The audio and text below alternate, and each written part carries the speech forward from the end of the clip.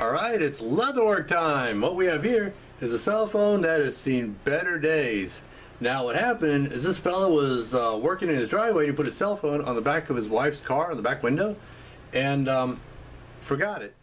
Well, she drove off in the car and well, down the road and onto the road it went. Anyway, what he is requesting that I make for him is a belt holder, like a belt sheath for the cell phone. Now he sent me some excellent diagrams, and I really like it when people do this because they give me very clearly what they have in mind. Kind of takes the guesswork out of it. Even a side view of how he wants the belt loop to fit. That's very cool. But the best part is, well, he sent me a cigar too. Anyway, what he wants is a cover that'll fit over this. It'll be leather, and I'll have a belt loop on it, so that way when he's listening to his music, it'll be riding on his belt instead of being set somewhere else where it could potentially get damaged.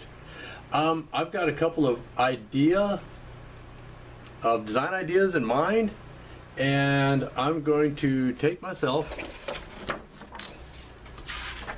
a hunk of this construction paper,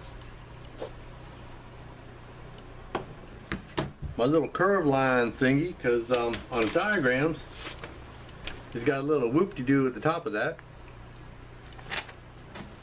And with this thing, you can set it to whatever curve you want and then draw your line with that. Very handy. Anyway, I'll be back in a minute with some design ideas, and then I'll submit them, and we'll see what I end up making. One thing I thought I'd add in real quick, if you make your own patterns, if you're doing leather work and you make your own patterns, get one of these things. They are amazingly handy. You can set it at a curve that you want. It keeps it. Then you can use it to draw that line. Like I did right there.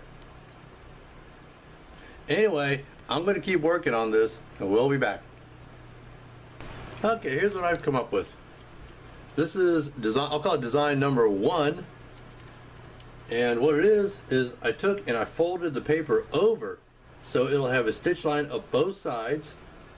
But what I'll do is I'll start the stitch line at the top rather and end it at the bottom.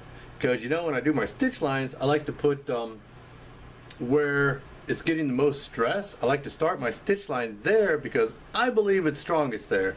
And where you do your back stitching, well, that's where you're ending it and you're doing your back stitching. It'll never come loose, but it's just one of those things I like to do. Anyway, the cell phone will slide down in, and it has this little opening at the bottom. Because I was thinking, you know, this is kind of like a rubberized cover, and that might get a bit grippy and tuggy on the inside of the leather, so this gives you some place where you can pop it up, boop, and then pull the cell phone out. This is actually the one I prefer. The other design is just one piece stitched to another piece. And of course, the phone will fit in like a sleeve.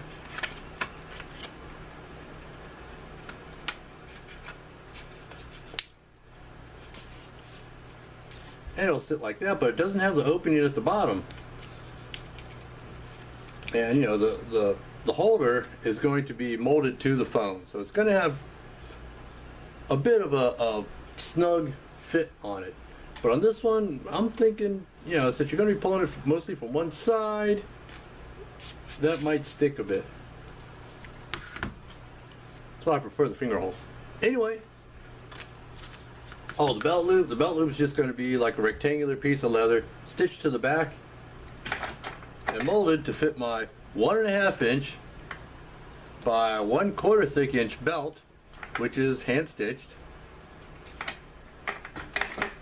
which is basically the size, maximum size belt he wants to carry this on. But like I said, I kind of prefer this one because you got the little pusher upper. Anyway, I'm going to submit this video to the fella I'm making this for, and when we come back, We'll see which one he likes, and we'll get to cutting leather.